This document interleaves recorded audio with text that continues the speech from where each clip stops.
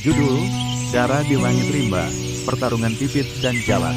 Di sebuah hutan hujan tropis yang rimbun dan tak tersentuh manusia, tempat suara dedaunan tak pernah diam dan nyanyian burung mengisi udara, hidup dua jenis burung yang sangat berbeda, Pipit, si kecil yang lincah, dan Jalak, si penjaga wilayah yang keras dan garang. Bagian 1, Langit yang tenang sebelum badai. Pipit, seekor burung kecil dengan bulu keperakan dan mata tajam penuh rasa ingin tahu, tinggal di tepi hutan bersama kawanan kecilnya. Mereka hidup damai, memakan biji-bijian dan serangga kecil, dan menyanyi tiap pagi.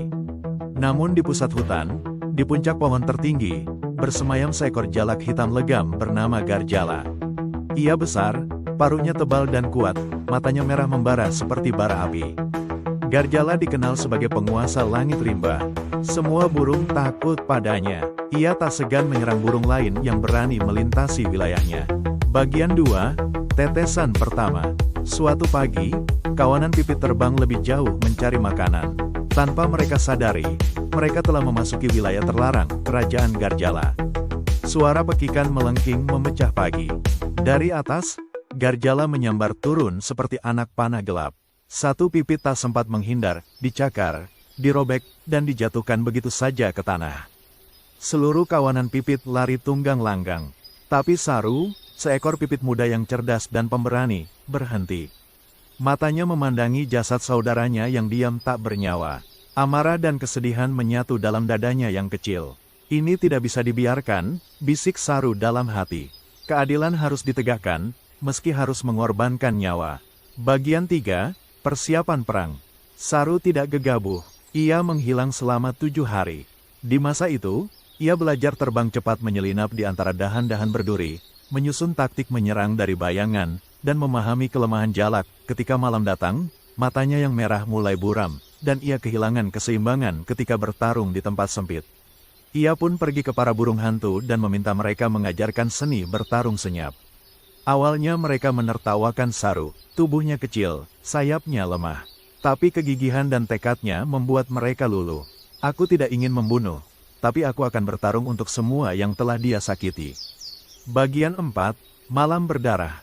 Malam ke-14 sejak kematian saudaranya, Saru menyusup ke pusat wilayah Garjala. Ia memancing amarah Jalak dengan terbang rendah, menyenggol ranting sarangnya, lalu menghilang ke dalam kabut malam. Garjala mengamuk, ia mengejar, tapi Saru sudah mengatur jalurnya. Mereka masuk ke lorong sempit pepohonan yang penuh duri dan ranting tajam.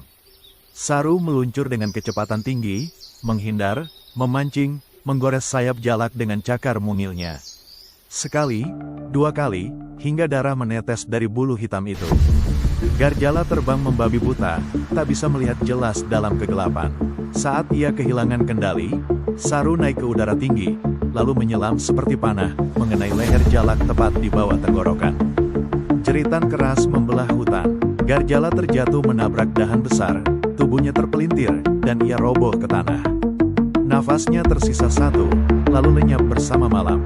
Bagian 5, Kemenangan yang sunyi. Keesokan harinya, langit hutan terasa berbeda. Burung-burung keluar dari sarangnya. Mereka terbang rendah, menyanyikan lagu duka dan kemenangan. Saru tidak bersorak, ia hanya duduk diam di atas pohon tinggi, memandangi matahari yang terbit perlahan. Ia tahu, kemenangan ini bukan tentang kejayaan, tapi tentang keberanian menantang ketidakadilan, sekecil apapun tubuhku. Di tengah sunyi, seekor elang tua datang dan berbisik, hari ini, bukan hanya seekor Jalak yang mati, tapi juga lahir satu legenda. Akhir, cerita ini adalah pengingat bahwa keberanian tak diukur dari besar tubuh, tapi dari kerasnya tekad dan ketulusan tujuan.